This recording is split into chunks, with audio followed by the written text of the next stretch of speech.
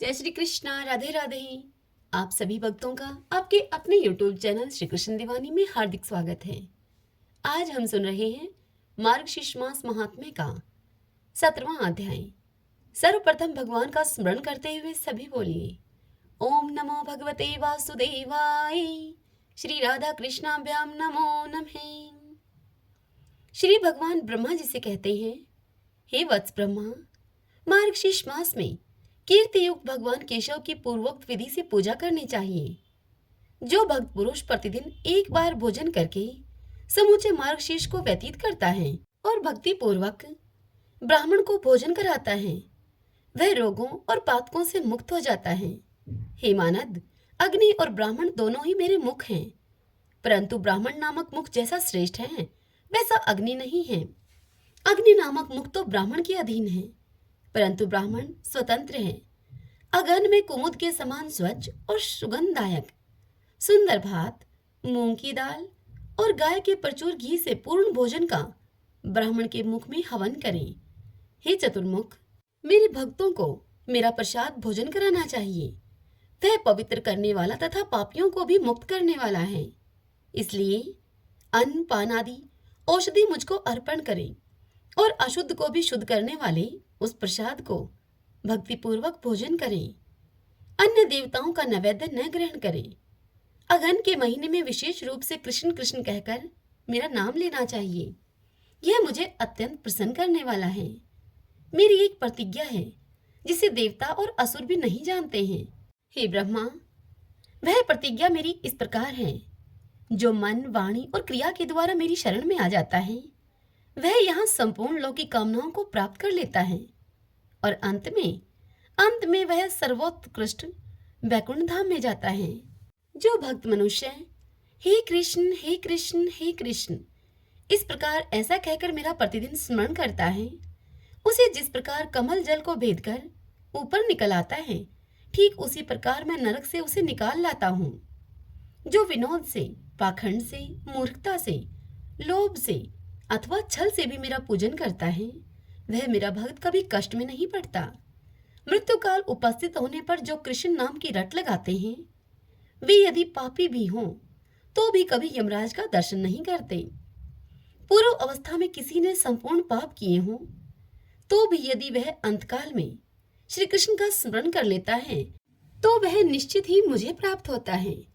मृत्यु काल उपस्थित होने पर यदि कोई परमात्मा श्री कृष्ण को नमस्कार है इस प्रकार ऐसा विवश होकर भी कहे तो वह अविनाशी पद को प्राप्त होता है। हे ब्रह्मा, जो श्री कृष्ण का उच्चारण करके अपने प्राणों को त्याग करता है उसे प्रेतराज यम दूर से ही खड़े होकर स्वर्ग में जाते हुए देखते हैं। यदि कृष्ण कृष्ण का उच्चारण करता हुआ कोई शमशान में अथवा सड़क पर भी मर जाता है तो वह मुझे ही प्राप्त होता है, इसमें संशय नहीं है। जो मेरे भक्तों का दर्शन करके कहीं मृत्यु को प्राप्त होता है वह मनुष्य मेरा स्मरण किए बिना ही मोक्ष को प्राप्त कर लेता है। हे बेटा, पाप रूपी प्रज्वलित अग्नि से बह न करो। श्री कृष्ण के नाम रूपी मेघों के जल की बूंदों से उसे सींचकर बुझा दिया जाता है।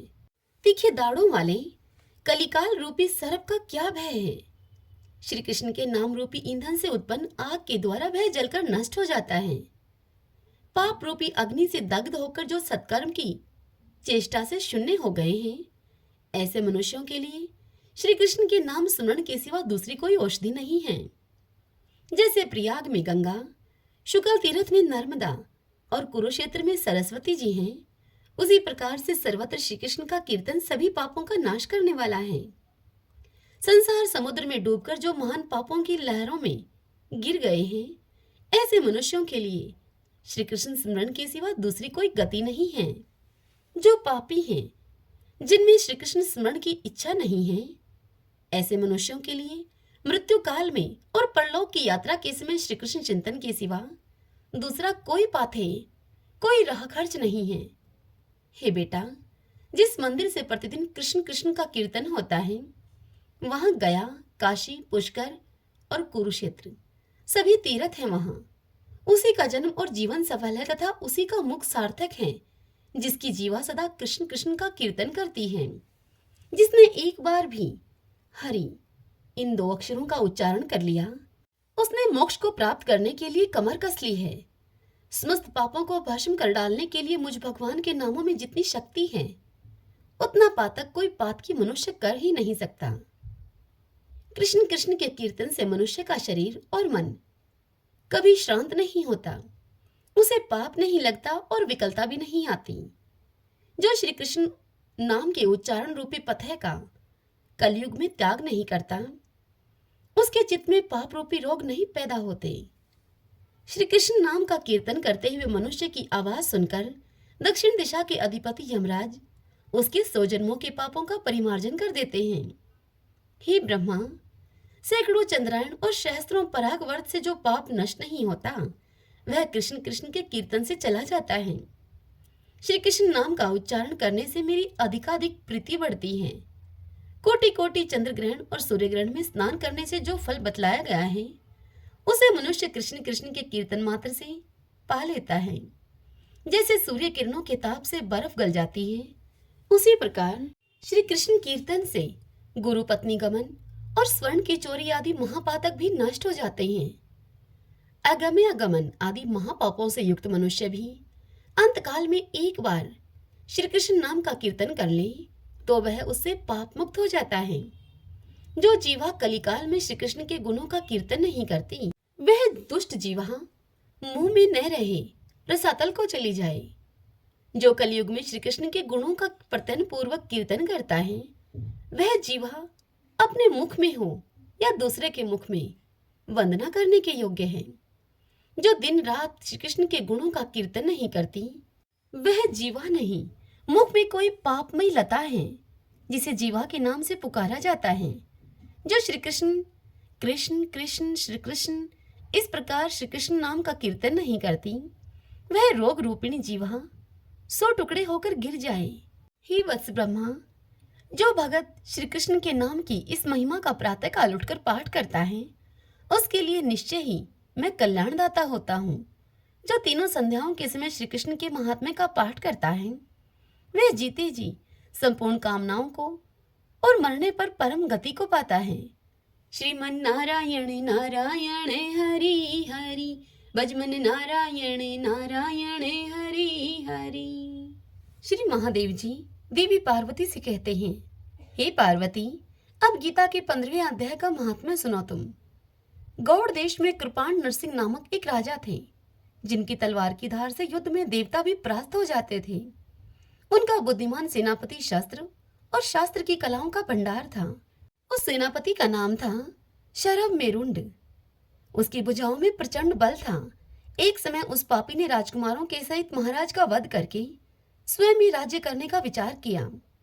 इस निश्चय के कुछ ही दिनों के बाद वह हिजे का शिकार होकर मर गया। थोड़े समय में वह पापात्मा अपने पूर्व कर्म के कारण सिंधु देश में एक तेजस्वी घोड़ा हुआ। उसका पेट सटा हुआ था। घोड़े के लक्षणों का ठीक ठीक ज्ञान रखने वाले किसी वैश्य के पुत्र ने बहुत सा मूल्य देकर उस अश्व को खरीद लिया और बड़े यत्न के साथ उसे अपनी राजधानी तक वह ले आया। वैश्य कुमार वह अश्व राजा को देने के लिए लाया था। यद्यपि राजा उससे परिचित थे, फिर भी द्वारपाल ने जाकर उसके आगमन की सूचना की और फिर वैश्य पुत्र दरबार में पहुंचा। उसके पहुंचने पर राजा ने उससे पूछा कि तुम किस लिए आए हो। तब उसने अपने स्पष्ट शब्दों में राजा से उत्तर दिया और कहा कि देव, सिंधु देश में एक उत्तम लक्षणों से संपन्न अश्व था, जिसे तीनों लोगों का एक रत्न समझकर मैंने बहुत सा मूल्य देकर अब उसे खरीद लिया है। तब राजा ने उसे आज्ञा दी कि उस अश्व को तुम यहाँ ले आओ। वास्तव में वह घोड़ा गुणों में उच्च शर्वा के समान था। सुंदर रूप का तो मानो वह घर ही था। शुभ लक्षणों का समुद्र जान पड़ता था। वैश्य अब घोड़ा दरबार में ले आया और राजा ने जब उस घोड़े को देखा, अश्व का लक्षण जानने वाले अमात्यों ने उसकी बड़ी ही प्रशंसा की। सुनकर राजा अपार आनंद में निमग्न हो गए और उन्होंने वैश्य को मुंह मांगा स्वर्ण देकर तुरंत ही उस अश्व को उस वैश्य पुत्र से खरीद लिया। कुछ दिनों के बाद एक समय राजा शिकार खेलने के लिए उत्सुक होकर उसी घोड़े पर चढ़कर वन में गए। तब राजा ने मृगों के पीछे अपने अश्व को दौड़ाया। पीछे पीछे सब ओर से दौड़कर आते हुए समस्त सैनिकों का साथ राजा से अब छूट गया। वे हिरणों के द्वारा आकृष्ट होकर बहुत दूर तक अपने घोड़े पर निकल गए। प्यास ने उन्हें व्याकुल कर दिया। तब वे राजा घोड़े से उतरकर जल की खोज करने लगे। घोड़े को तो उन्होंने वृक्ष की डाली में बांध दिया और स्वयं एक चट्टान पर चढ़ने लगे। कुछ दूर राजा के जाने पर राजा ने देखा कि एक पत्ते का टुकड़ा हवा से उड़कर शिलाखंड पर गिरा हुआ है। उसमें गीता के 15वें अध्याय का आधा श्लोक लिखा हुआ था। राजा उसे बांचने लगे। उनके मुख से गीता के अक्षर सुनकर घोड़ा तुरंत ही गिर पड़ा और अश्व योनि से उसकी मुक्ति हो गई तथा तुरंत ही दिव्य विमान पर बैठकर वह स्वर्गलोक को चला गया। तत्पश्चात राजा ने पहाड़ पर चढ़कर एक उत्तम आश्रम देखा, जहां पर नाग केसर, केले, आम और नारियल के वृक्ष लहरा रहे थे। उस आश्रम के भीतर एक ब्राह्मण बैठे हुए थे जो संसार की वासनाओं से मुक्त थे।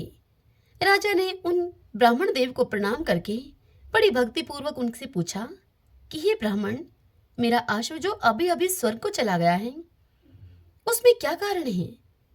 राजा की इस बात को सुनकर त्रिकालदर्शी, मंत्रवेता एवं महापुरुषों में श्रेष्ठ विष्णु शर्मा नामक ब्राह्मण ने उनसे कहा कि हे राजन, पूर्व काल में तुम्हारे यहाँ जो शरभ मेरुंड इस नाम का सेनापति था, वह तुम्हें पुत्रों के सहित मारकर स्वयं राज्य हड़प लेने को तैयार था। इसी बीच में हेजे का वह शिकार होकर मृत्यु को प्राप्त हो गया। उसके मरने के बाद वह उसी पाप से घोड़ा बना था। यहाँ कहीं गीता के 15वें अध्याय का आधा श्लोक लिखा हुआ मिल गया था, जिसे तुमने उठाकर बांच लिया। उसी को तुम्हारे मुख से सुनकर वह आशु स्वर्ग को प्राप्त हुआ है। तदंतर राजा के पार्श्ववर्ती सैनिक उन्हें ढूंढते हुए वहां पर आ पहुंचे। उन सब के साथ ब्राह्मण को प्रणाम करके राजा प्रसन्नता पूर्वक अब वहां से चल गए और गीता के 15वें अध्याय के श्लोक अक्षरों से अंकित उसी पत्र को बांच बांच कर बड़े ही प्रसन्न होने लगे। उनके नेत्र हर्ष से खिल उठे थे। घर आकर उन्होंने मंत्रवेता मंत्रियों के साथ अपने पुत्र सिंघवल को राज्य सिंहासन पर अभिषिक्त किया और स्वयं 15वें अध्याय के जप से विशुद्ध चित्त होकर मोक्ष को प्राप्त कर लिया। श्रीमन नारायण नारायण हरि हरि, भजमन नारायण नारायण हरि हरि। आइए भगतजनों, अब हम अघन मास में सुनी जाने वाली महालक्ष्मी व्रत की कथा सुनते हैं, जिसे गुरुवार के दिन सुना जाता है। इस कथा को पढ़ने अथवा सुनने से दुख दारिद्र्य दूर हो जाता है। महालक्ष्मी माता की कृपा से सुख संपत्ति और ऐश्वर्य प्राप्त होता है। मन की हर इच्छा पूर्ण होती है। सभी बोले लक्ष्मी माता की जय। भारतवर्ष के सौराष्ट्र देश में द्वापर युग की यह कहानी हुई है। सौराष्ट्र में उस समय भद्रशर्वा नामक एक राजा थे। वे राजा बड़े ही पराक्रमी थे। 4 वेद, 6 शास्त्र और 18 पुराणों का उन राजा को ज्ञान था। उनकी रानी का नाम था सूरज चंद्रिका। वह रानी दिखने में बड़ी ही सुंदर, सुलक्षणा और पतिव्रता थी।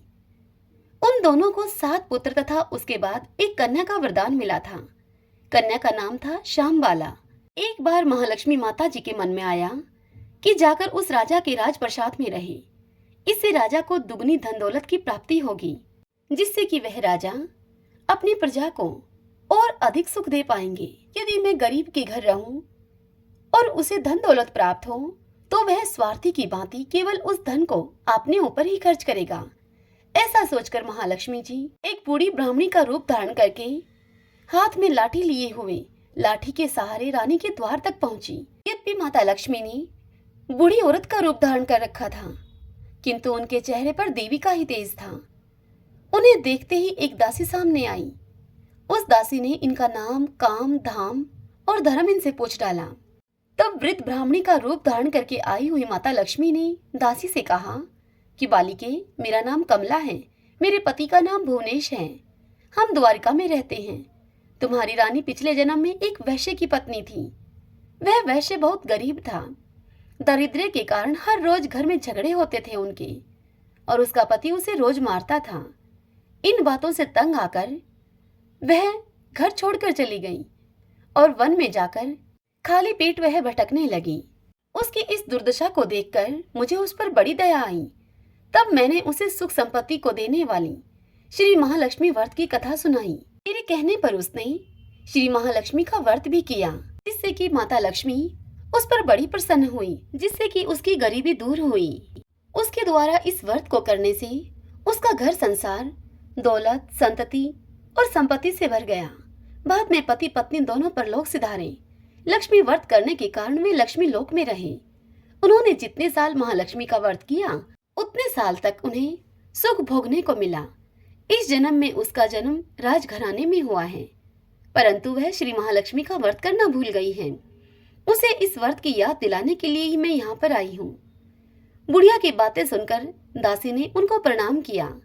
तब श्री महालक्ष्मी का व्रत किस तरह से किया जाए, इस बारे में उस दासी ने बुढ़िया रूप धारण करके आई हुई माता लक्ष्मी से पूछा।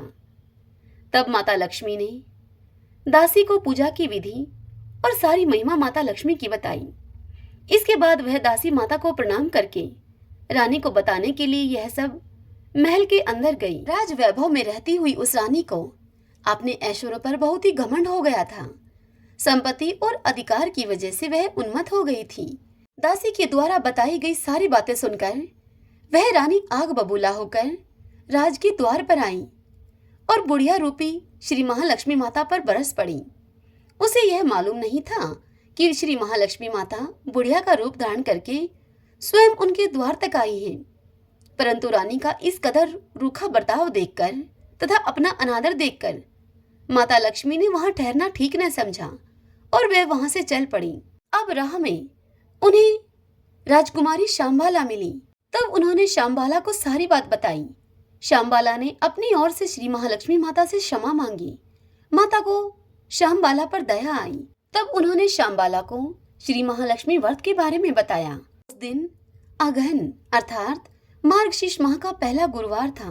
शांबाला ने परम श्रद्धा से श्री महालक्ष्मी का व्रत रखा। फलस्वरूप राजा सिद्धेश्वर के सुपुत्र मालाधर से उसका विवाह हुआ।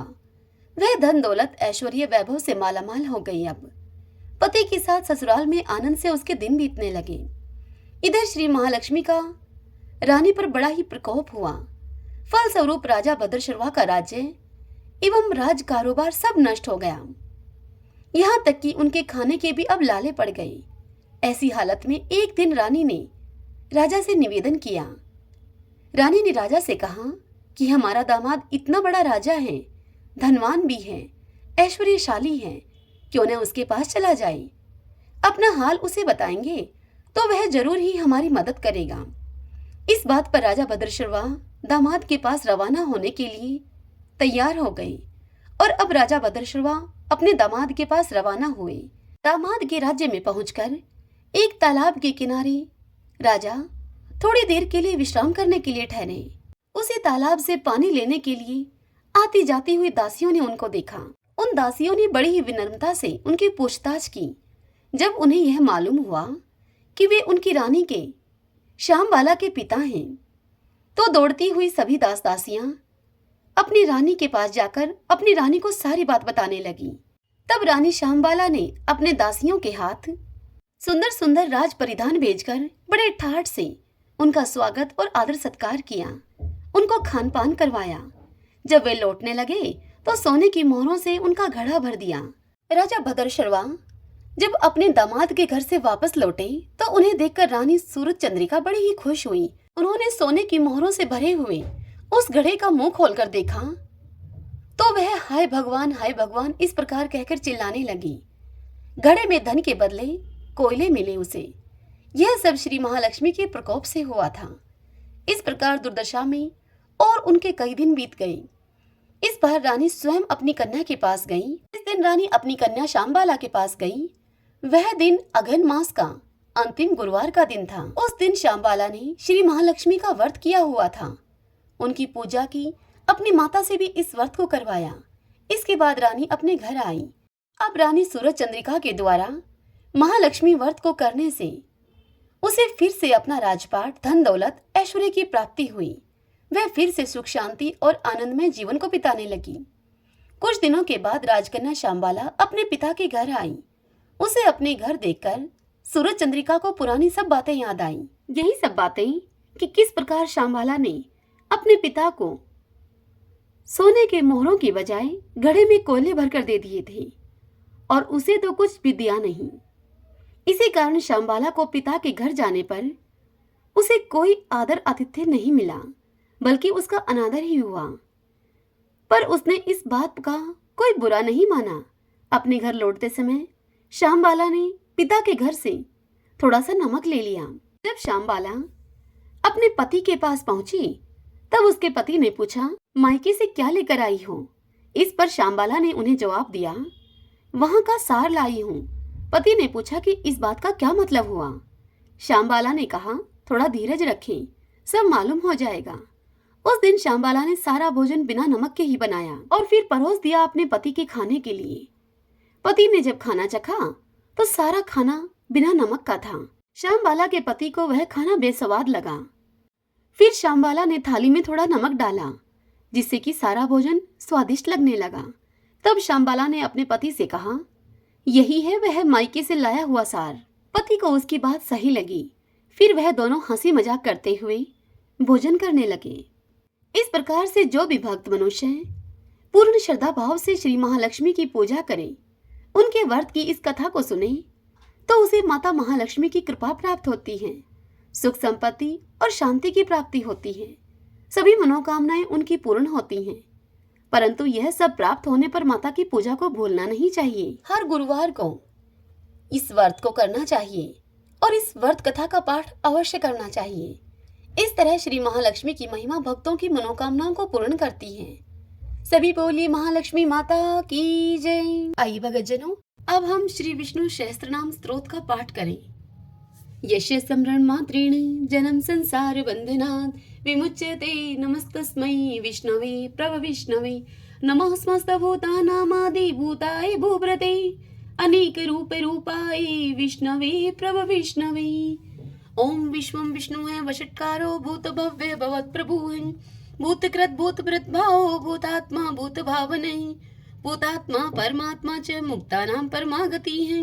अब यह पुरुष साक्षी क्षेत्रज्ञो अक्षर एव च योगो योग विद्याम नेता प्रधान पुरुषेश्वर है नारसिंह वपु है श्रीमान केशव पुरुषोत्तम है सर्व शिव स्थाणु भूतादि निर्भय है संभव भावनो भ्रता प्रभु प्रभु ईश्वर है स्वयंभू है शंभुरादित्य पुष्कराक्षो महासुन है अनादि नित्नो दाता विद्याता धातुरुत्तम है अपरमेयो हर्षिकेश पदम नाभो अमर प्रभु है विश्वकर्मा मनुस्त्वष्टा सत्विष्टो सत्विरो ध्रुव है आग्रह है शाश्वत कृष्ण है लोहिताक्ष प्रतर्दन है प्रभुत्व त्रिकुब्धाम पवित्रम मंगलम परम ईशान प्राण दे प्राण ज्येष्ठ श्रेष्ठ प्रजापति है हिरण्यगर्भ भूगर्भ माधवो मधुसूदन है ईश्वरो विक्रमी धनवी मेधावी विक्रम कर्म है अनुत्तमो दुरादर्श कर्तग कर्तिरात्म्यवान है सुरेश शरणम शरम विश्वरीता प्रजा भवः अह संवत्सरो व्याल है प्रत्यय सर्वदर्शन है अजय है सर्वेश्वर सिद्ध सिद्धि सर्वादिराच्युत है वर्षा कपिर में आत्मा सर्वयोग विनीय सरत है वसु है वसु मना है सत्य समात्मा असम्मति है समय है अमोघ है पुंडरी काक्षो वर्षकर्मा वर्षा करती है रुद्रो है बहुशिरा है बबरू है विश्व योनि शुचिश्रवा है अमृत शाश्वत स्थाणु वरारो महातपा है सर्वज्ञ सर्व विद्वानो विश्वक्षिनो जनार्दन है वेदो है वेद विद्यांगो वेदांगो वेद विद कवि है लोकादक्ष सुरादक्ष धर्मादक्ष कृता कृत चतुरात्मा चतुर्व्यूह चतुर्दृश्य चतुर्भुज है भ्राजिष्णु भोजनम भोक्ता शेषणु जगदादिजय है अनगो विजयोजेता विश्व योनि पुनर्वसु है उपेंद्रो वामन प्रांशु अमोघ सुचि ऊर्जित है अतीन्द्रिय है संग्रह सर्गो धर्तात्मा नियमोयम है वेदो वैद सदा योगी वीर माधवो मधु है अतीन्द्रियो महामायो महोत्साहो महाबल है महाबुद्धि महावीर्यो महाशक्ति महादुति है अनिर्देश वपु है श्रीमान अमे आत्मा महाद्रीद्रक है महिश्वासो महिव्रता श्रीनिवास सताम गति है अनिरुद्ध सुरानंदो गोविंदो गोविंदाम पति है मरीचि है दमन हंसो शोपर्णो भुज गौतम है हिरण्यनाभ सूतपा पदम नाभ प्रजापति है अमृत्यु है सर्वद्रक है सिंह संदाता संधिमान स्त्र है अजो है दुर्मुष्ण शास्ता विश्रुतात्मा सुरारिया है गुरु है गुरुत्तमो धामो सत्य सत्य पराक्रम है निमिष है अनिमिष है सत्रगवि वाचस्पति रुधारदी है अग्रणी है ग्रामणी है श्रीमान न्याय नेता समीरण है शस्त्र मूर्धा विश्वात्मा शस्त्राक्ष शस्त्रपात आवर्तनो निर्वर्तात्मा संवर्त सन पर मर्दने एह संवर्तको वहनीय अनिलो धरणी धरे सुप्रसाद प्रश्नात्मा विषवदरग विषव भुग विभु सत्कृता सत्कृत साधु जहनो नारायणो नरे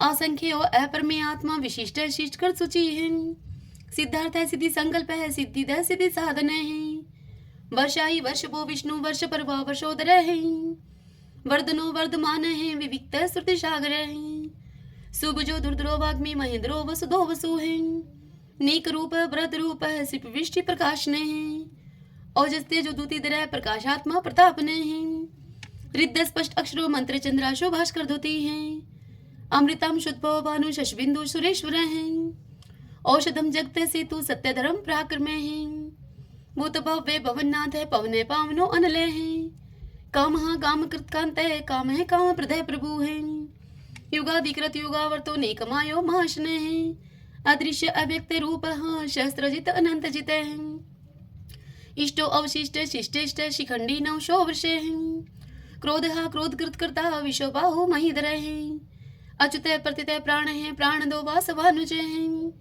अपाम निदिर्दिष्टा नम परमत प्रतिष्ठित है स्कंद स्कंदरो दुर्यो वर्दो वायु वाहन है वासुदेव प्रतभानु आदि देव पुरंदर है अशोक स्तारण स्तार शूर शौरी जनेश्वर है अनुकूल शतावर्त है पद्मी पदम निवेक्षण है पद्मनाभो अरविंदाक्ष पदम गर्भ शरीर भृत है महदीरिदो वरदात्मा मोक्षो गरुड़ो दुजय है अतुल शर्वो भीम समयगो हवि हरि है सर्व लक्षण लक्षणयो लक्ष्मीवान समिंत जय है वीक्षरो रोहितो मार्गो हेतु दामोदर सह महिद्रे महाभागो वेगवान मिताशने है उद्भव शोभनो देव श्री गर्भ परमेश्वर है कर्णम कारणम कर्ता विकर्ता गहनो गोवे है व्यवसायो व्यवस्थान संस्थान स्थान दो ध्रुव प्रहृदि परम स्पष्ट चतुष्ट पुष्ट शुभेक्षण है रामो विरामो वीर जो मार्गो ने उन्हें अनिय है वीर शक्ति मतम श्रेष्ठो धर्मो धर्म विदुत्तम है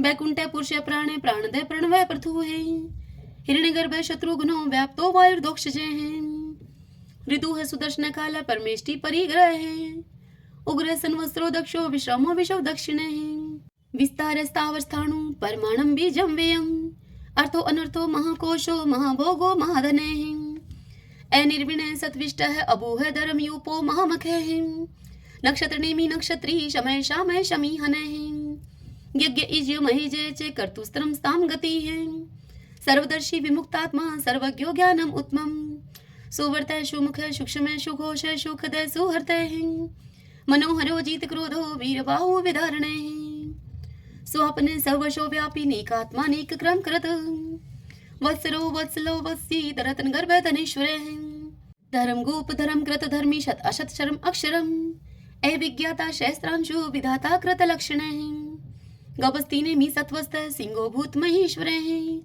आदि देवो महादेव देवशो देव भृत गुरु है उत्तरो गोपतिर गुप्ता ज्ञान गम्य पुरातन है शरीर भूत भृत भोक्ता कपिंद्रो बुरी दक्षिण है सोमपो अमृत है सोम है पुरुषित पुरुषोत्तम है विनियुजय सत्य संदो दाशार्य सत्वतम पति है जीवो है विनिता साक्षी मुकुंदो अमित विक्रम है अंबो निदिर्णंतात्मा मोदधिशयो अनंत के हैं अजय है मार है स्वभाव जीता मित्र प्रमोद ने है आनंदो नंदनो नंद सत्य धर्मा त्रिविक्रम है महर्षि कपिलाचार्य कर्तघ मेदनी पति है त्रिपद त्रिदशा अध्यक्षो मास्टरं कृतांत करते हैं महावराहो गोविंद सुषेण कनकांगदी गुह गभीरो गहनो गुप्त चक्र गदाधर हैं वेदा स्वंगो अजित है कृष्णो दृढ़ संकर्षण अच्युत है वर्णो वारुणो वृक्ष पुष्कराक्षो महामना है भगवान भगानंदी वनमाली हलायुदय है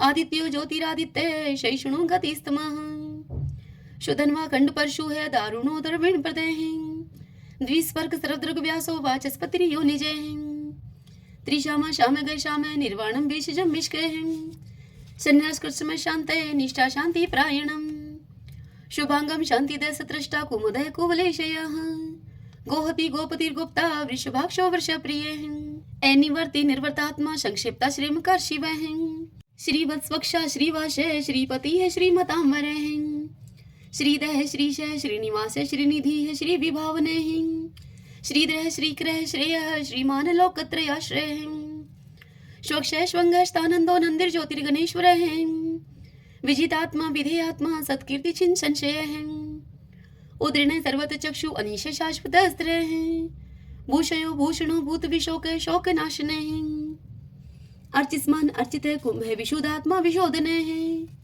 अनिरुद्धो अप्रतिरथ प्रद्युम्नो अमित विक्रमे कालने मीनिहा वीर शौरी शूर्जनेश्वरे त्रिलोकात्मा त्रिलोकेश केशव केशिहारी कामदेव कामपाल कामिकांत कृतागमे अनिर्देश बपु विष्णु वीरो अनंतो धनंजय ब्राह्मण्यो ब्रह्माकृत ब्रह्मा ब्रह्म ब्रह्मा विवर्धने ब्रह्माविद ब्राह्मणो ब्रह्मी ब्रह्माज्ञो ब्राह्मण प्रिय महाकर्मो महाकर्मा महातेजा महोरगे महाक्रतु महायुज्वा महायगो महावीर सत्वय स्तव प्रिय स्तोत्रम स्तुतारण प्रिय पूर्ण पुरिता पुण्य पुण्य कीर्ति अनामय मनोजव तीरथ करो वसुरेता वसुप्रदय वसुप्रदो वासुदेवो वसु है वसु मनाहावी है सदगति है सत्कृति है सत्ता सद्भूति सत्य प्रायणे सूरसेनो यदुश्रेष्ठ सन्निवास है स्वया मुने भूतावासो वासुदेव सर्वासु निलयो अनिलय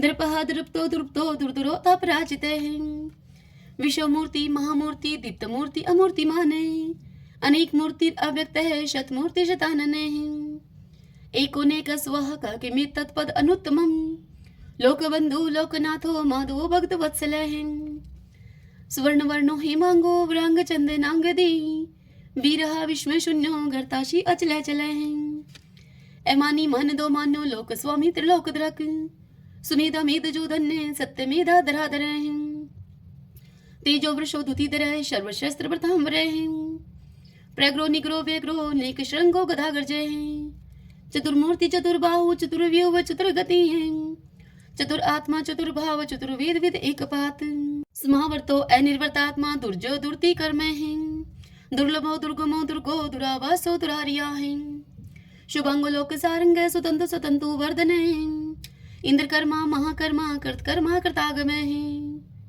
उद्भवो सुंदरो सुंदो रत्ननाभ सुलोचन अर्को वाशन श्रृंगी जयंत सर विजयी है स्वर्ण बिंदु अक्षोभय सर्वागी सुरेश्वर महाहदो महागतो महाभूतो महानिधि कुंदय कुंदरय कुंदय पर्जने पावनो अनिल अमृताशो अमृतोपुह सर्वज्ञ सर्वतो मुखे शूलुभ शुवर्त सिद्ध शत्रुज शत्रुतापन ने क्रोध उदम्बरो अशुत चाणुरांत निशोधन शस्त्रार्थी सप्तजीव सप्तदा सप्तवाहन अमूर्ति अनग अचिंत्य भयकरद भय नाशन अणुः व्रतः कृश स्थूल गुणवृत निर्गुण महान ऐद्रत सवद्रत श्वासय प्रागवंशो वंशवर्धन भारव्रत कथित योगी योगीश सर्व कामदय आश्रम शर्मण श्याम सुपर्णो वायु वाहन धनुर्धरो धनुर्वेदो दंडो दमिता दमः अपराजित सर्वशहो नियंता नियमो अयमः सत्ववान सात्विक सत्य सत्य धर्म प्रायण अभिप्राय प्रियारो अर्ह प्रियकृत प्रतिवर्धन विहाय सगति ज्योति है सुरुचि उद्भुक विभु है रवि विरोचन सूर्य है सविता रवि लोचन अनंत उद्भूत भोक्ता सुख दो नेक जो अग्रज है अनिवृण सदामर्षि लोकधिष्ठानम अद्भुत है सनात सनातन तमय कपिल है कपिर पे है स्वस्ति स्वस्ति कृत स्वस्ति स्वस्ति भुक स्वस्ति दक्षिण है एरोद्र कुंडली चक्री विक्रम उचित शासन है शब्दातिक शब्दशः शिशिर शर्वरी करे अक्रूर पेशलो दक्षो दक्षिण शमिनांबर है विदुत्मा विद्भय पुण्य शर्वण कीर्तन उत्तारणो दुष्कृति पुनोदश पन्नाशन वीर रक्षण संतो जीवन प्रिय वस्थित अनंत रूप अनंत श्री जीत वन्यो व्यापय चतुरस्त्रो गभीरात्मा विदिशो व्याधीशो दिशे अनादिर्पूर्व लक्ष्मी सुवीरो रुचिरांगदय जननो जन जन्मादि भीमो भीम पराक्रमे आधारनीलो ऐधाता पुष्पहाश प्रजागर उद्रवग सत्पथाचार्य प्राणदय प्रणवय पण परमाणम प्राण निल्य प्राणवृत प्राण जीवन ततुम तत्विदेकात्मा जन्म मृत्यु जराति गए भूर्भुव स्वस्त्रस्तार सविता पर पितामह यज्ञो यज्ञपति रेजवा यज्ञांगो यज्ञ वाहन है।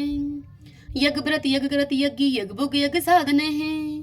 यज्ञांत कृत गुहाम अननम अन्नाद एवच। आत्मयोनि समझातो वेखान साम गायन है। देवकी नंदन सृष्टा शतश पाप नाशन है। शंख व्रत नंद की चक्री शारंग धनवा कदाधर है। रतांग पाणी अक्षोभ सर्व पर हरणायुदय है। सर्व पर हरणायुदय ओम नमः इति। विष्णु भगवान की जय। ओम नमो भगवते वासुदेवाय। आइए भगतजनों, अब हम श्री कृष्ण चालीसा और भगवान श्री कृष्ण की आरती करेंगे। तदंतर भगवान के नाम का संकीर्तन करते हुए इस कथा का समापन करेंगे। बंशी शोभित कर मधुर नील जलद तन श्याम। अरुण अधर जनु बिंब फल नैन कमल अभिराम। पूर्ण इंद्र अरविंद मुख पीतांबर शुभ साज। जय मन मोहन मदन छवि कृष्ण चंद्र महाराज। जय यदुनंदन जय जगवंदन जय वसुदेव देव की नंदन। जय यशोदा सुत नंद दुलारे जय प्रभु भक्तन के दृगतारे।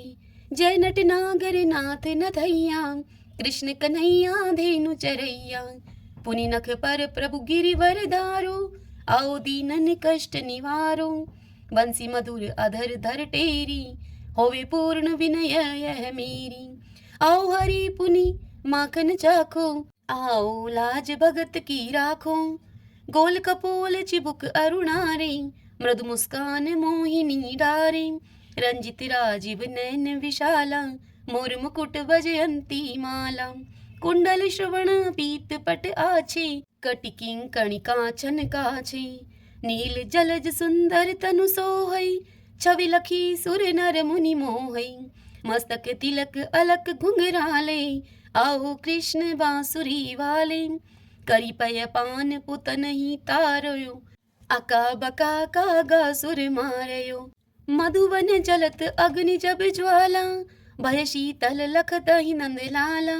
सुरपति जब ब्रज चढ़यो रिसाई मूसर धार वारी वृषाई।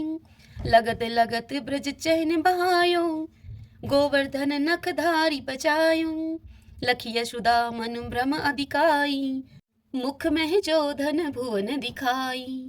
दुष्ट कंस अति उधम बचायो कोटि कमल जब फूल मंगायो। नाथी काल यही तब तुम लीने चरण चिन्ह दे निर्भय कीने। करी गोपिन संग रास विलासा सबकी पूर्ण करी अभिलाषा। केतक महा असुर सहारियो कंस ही केश पकड़ दई मारियो। मातु पिता की बंदी छुड़ाई उग्र सेन कह राज दिलाई। मही से मृतक छौ सुत लायो मातु देव की शोक मिटायो। वो मासुर मुर दैत्य सहारी लाए शट दस सैश कुमारी। दे भी मही तुण चीर सहारा जरा सिंधु राक्षस कह मारा। असुर बकासुर आदिक मारयो भक्तन के तब कष्ट निवार्यो। दीन सुदामा के दुख टारयो तंदुल तीन मुट्ठी मुख डारयो। प्रेम के साग विदुर घर मांगे दुर्योधन के मेवा त्यागे। लखी प्रेम की महिमा भारी ऐसे श्याम दीन हितकारी। मारत के पारथ रथ हाके लिए चक्र कर नहीं बल थाके। निज गीता के ज्ञान सुनाए भक्त हृदय सुधा बरसाए। मीरा थी ऐसी मत वाली विष पी गई बजा करके ताली। राणा भेजा सांप पिटारी शाली ग्राम बने बनवारी। निज माया तुम विध ही दिखायो उड़ते संशय शकल मिटायो। तब शत निंदा करी तत्काला जीवन मुक्त भयो शिशुपाला। जब ही द्रौपदी टेर लगाई दीनानाथ लाज अब जाई। तुरत ही बसन बने नंदलाला बड़े चीर भय अरि मुँह काला। अस अनाथ के नाथ कन्हैया डूबत भवर बचावत नैया। सुंदर दास आस उरधारी दया दृष्टि कीजे बनवारी। नाथ सकल मम कुमति निवारो, क्षमहु वेगी अपराध हमारो। खोलो पट अब दर्शन दीजिए, बोलो कृष्ण कन्हैया की जय, बोलो कृष्ण कन्हैया की जय। यह चालीसा कृष्ण का पाठ करे उरधारी, अष्ट सिद्धि नवनिधि फल लह पदार्थ चारी, लह पदार्थ चारी। ओम श्री कृष्णाय नमो नमः। आइए अब हम श्री कृष्ण भगवान की आरती करते हैं। आरती युगल किशोर की जय, राधे तन मन धन निछावर की जय। रवि शशि कोटि बदन की शोभा, ताहि निरख मेरो मन लोभा। गोर श्याम मुख निरखत राजै, प्रभु को रूप नैन भर पीजे। कंचन थार कपूर की बाती, हरियाए निर्मल भई छाती। फूलन की सीज फूलन की माला, रत्न सिंहासन बैठे नंद लाला। मोर मुकुट मुरली कर सोहे, नटवर वेश देख मन मोहे। ओढ़ो नील पीत पट सारी, कुंज बिहारी गिरवरधारी। श्री पुरुषोत्तम गिरवरधारी, आरती करत सकल ब्रज नारी। नंद नंदन वर्ष भानु किशोरी, परमानंद स्वामी अविचल जोरी। सभी बोलिए श्री कृष्ण भगवान की जय। तो आइए भगवान के इन नामों को 5 बार बोलते हुए संकीर्तन करते हैं। श्री कृष्ण गोविंद हरि मुरारी, हे नाथ नारायण वासुदेव। श्री कृष्ण गोविंद हरि मुरारी, हे नाथ नारायण वासुदेव। श्री कृष्ण गोविंद हरि मुरारी, हे नाथ नारायण वासुदेव। श्री कृष्ण गोविंद हरि मुरारी, हे नाथ नारायण वासुदेव। श्री कृष्ण गोविंद हरि मुरारी, हे नाथ नारायण वासुदेव। सभी बोलिए विष्णु भगवान की जय। श्री राधा कृष्णाभ्याम नमो नमः। भक्तजनों, आज की यह कथा आपको कैसी लगी? यदि आपको यह कथा उपयोगी लगी हो तो इस वीडियो को आप लाइक करें और कमेंट बॉक्स में जय श्री कृष्णा लिखिए। और यदि आप हमारे चैनल पर पहली बार आए हैं तो आप हमारे इस चैनल श्री कृष्ण दीवानी को सब्सक्राइब कर लीजिए। बेल आइकन के बटन को भी प्रेस कर लीजिएगा ताकि आपको आने वाले सभी वीडियोस की जानकारी सबसे पहले उपलब्ध हो सके। हरे कृष्णा।